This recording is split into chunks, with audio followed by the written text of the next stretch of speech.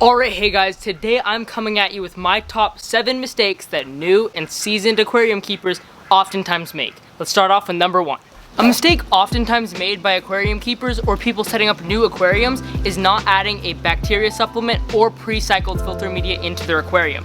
A lot of people think you can just add some water, add some rocks, add some plants, and you're ready for fish, and that is not true. You have to have some sort of bacterial culture in the aquarium to break down the fish waste that comes when you add your first fish into the tank. That's why having pre-cycled filter media from another aquarium or adding a bacteria supplement is crucial to the survival of your first aquarium inhabitants.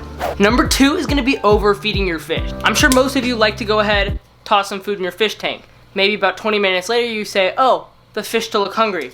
Let's toss some more in.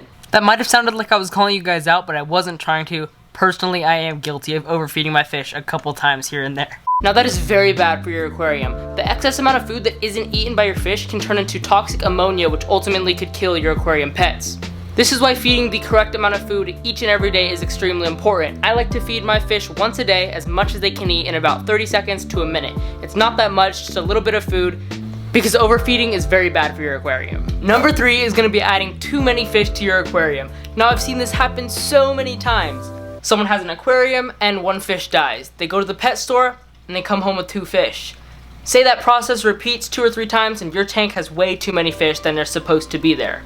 Ultimately reaching what I like to kind of think of carrying capacity in an aquarium. An aquarium can only support so many inches of fish, so many ounces of fish, so many fish in general. And once you exceed that, fish will start to die off. So it's much better to keep your aquarium understocked than overstocked. So never overstock your aquarium, never add too many fish at once, because that's never good for an aquarium. Mistake number 4 pertains to water changes. Some new aquariums don't really understand that. Basically, a water change is where you take anywhere from 10 to 50% of your water out of your aquarium and replace that with new water.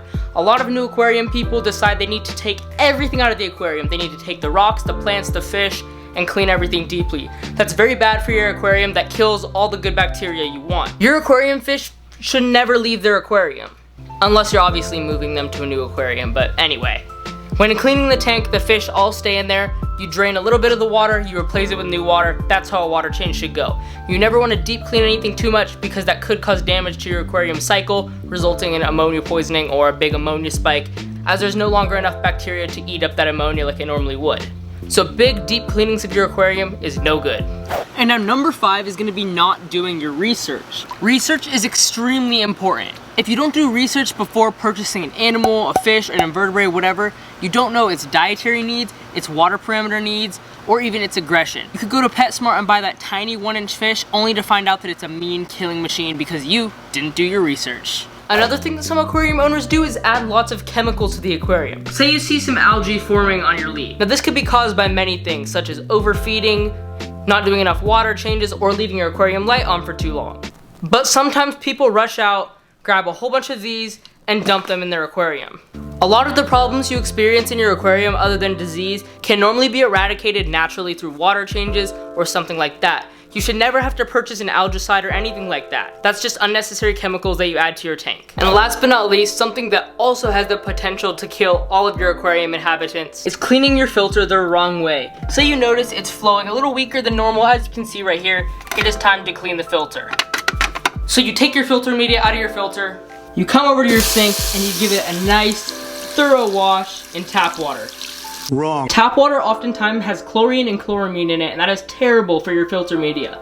Your filter media houses all the beneficial bacteria that is needed to keep your aquarium alive and thriving. By washing your filter media in tap water, you're essentially killing off all the good bacteria that keeps your aquarium thriving and alive. Always rinse media in old, used aquarium water. That way you know you're not destroying any of the important colonies of bacteria. So that is it for my top 7 mistakes new aquarium or old aquarium owners often make. I know this was a little quicker video than normal, but it is an extra video. I normally upload Wednesdays and Sundays. This video is not coming out on either of those days, so this is an extra video for you guys. But that is it for today's video. Thank you guys so much for watching. Goodbye.